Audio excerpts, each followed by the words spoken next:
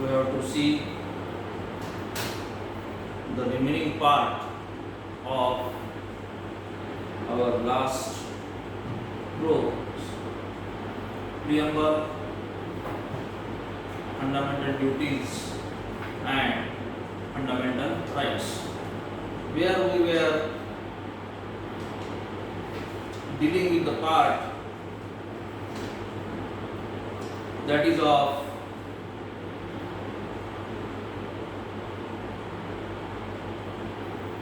fundamental rights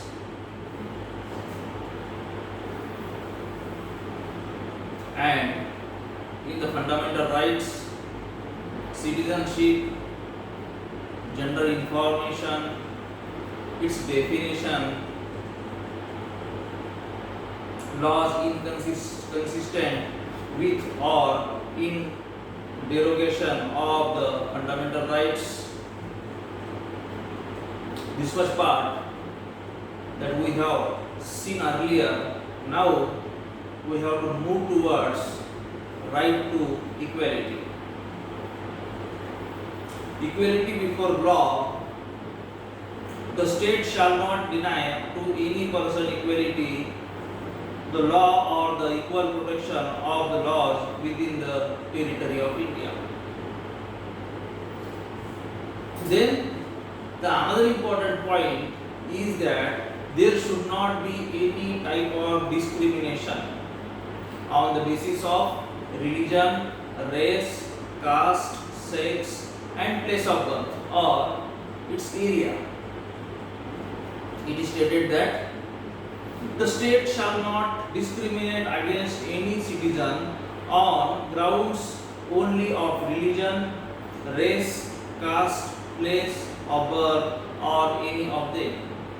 No citizen shall on grounds only of religion, race, caste, sex, place of birth or any of them be subject to any disability, liability, restriction or condition with regard to access to shops, public restaurants, hotels and places of public entertainment, the use of wells, tanks, bathing ghats, roads and places of public resort maintained wholly or partly by state funds or dedicated to the use of the general public. Nothing in this article shall prevent the state from making any special provision for women and children.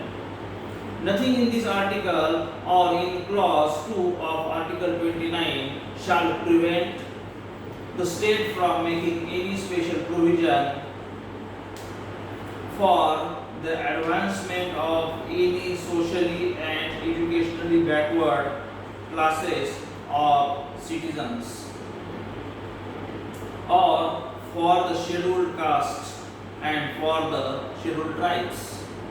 Nothing in this article or in subject clause G of the article 19 shall prevent the state from making any special provision by law for the advancement of any socially and educationally backward class of citizens or for the scheduled caste or the scheduled tribes in so far as such special provision relate to their admission to educational institutions, including private educational institutions, whether aided or unaided by the state other than the minority educational institutions referred to in clause 1 of article 30.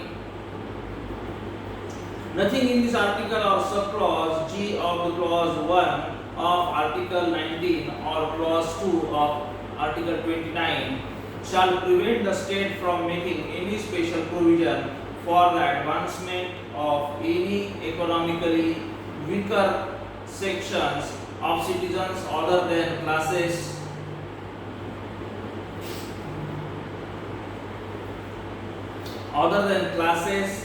mentioned in clause 4 and 5 insofar as such special provisions relate to their admission to educational institutions including private educational institutions whether aided or unaided by the state other than the minority educational institutions referred to it in clause 1 of article 30, which is in the case of reservation would be the in addition to the existing reservations and subject to the maximum of 10% of the total seats in each category.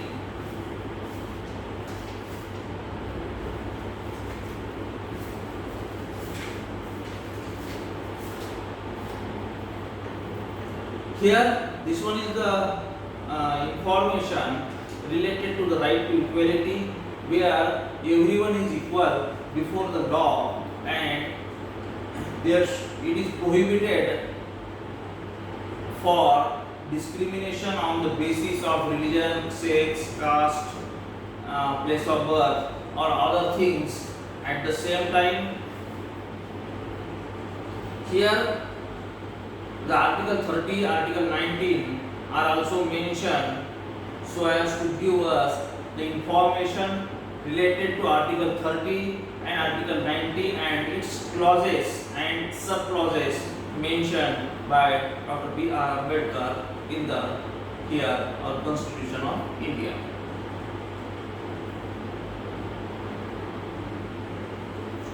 Equality of opportunity in matters of public employment.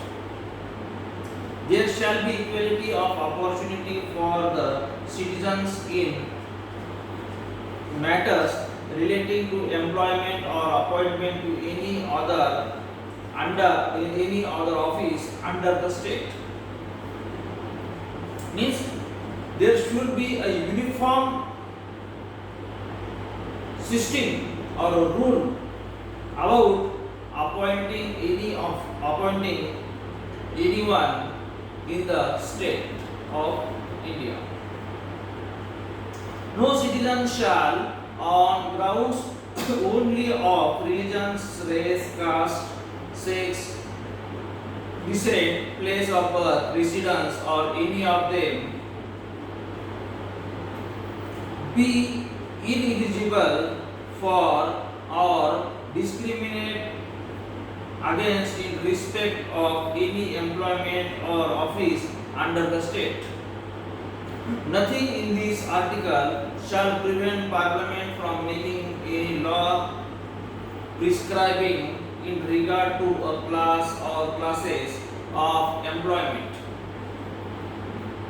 or appointment to an office under the government of or any local or other authority within a state or union territory or requirement as to residence within that state or union territory prior to such employment or appointment. Nothing in this article shall prevent the state from making any provision for the reservation of appointments for posts in favor of any backward class of citizens such in the opinion of the state is not adequately represented in the service under the state. Nothing in this article shall prevent the state from making any provision for reservation in matters of promotion within the constitutional seniority to any class or classes of posts in the services under the state in favor of the scheduled caste and scheduled tribes, which in the opinion of the state are not adequately represented in the service under the state. Then 4b, nothing in the article shall prevent the state from considering any unfilled vacancies of a year which are reserved for being filled up in that year in accordance with any provision for reservation made under clause 4 and clause 4a, such as separate classes of vacancies to be filled up in any succeeding year or years, and such class of vacancies shall not be considered together with the vacancies of the year in which they are being filled up for determining the ceiling of 50% reservation on total number of vacancies of that year. Then in addition to this one, we have next point. Nothing in this article shall affect the operation of any law which provides that the incumbent of office in connection with affairs of any religion or denominational institution or any member of the governing body thereof shall be a person professing a particular religion or belonging to a particular denomination. Nothing in this article shall prevent the state from making any provision for the reservation of appointments of posts in favor of any economically weaker sections of citizens other than the classes mentioned in clause 4, in addition to the existing reservation and subject to a maximum of 10% of the posts in each category.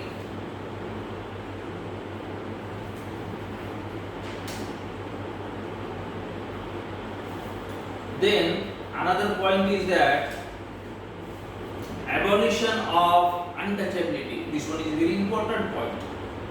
Untouchability is abolished and its practice in any form is forbidden.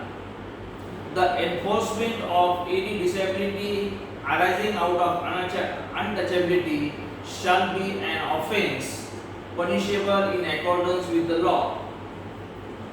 And here we have the last point in the section, that is right to equality. We have to look after it. That is the abolition of titles. No title being a military or academic distinction shall be conferred by the state. No citizen of India shall accept any title from any foreign state. No person who is not a citizen of India shall, while he holds any office of profit or trust under the state, accept without the consent of the president any title from any foreign state.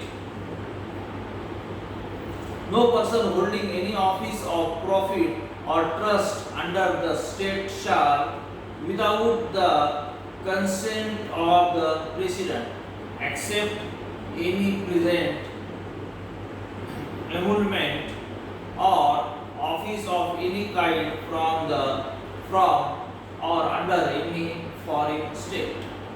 This one is the abolition of the titles. Before it we have seen abolition of the untouchability. Before we have seen that is equality and equal opportunities in matters of the public employment, and before it we have seen the prohibition of discrimination on grounds of religion, caste, race, sex, place of birth and other things.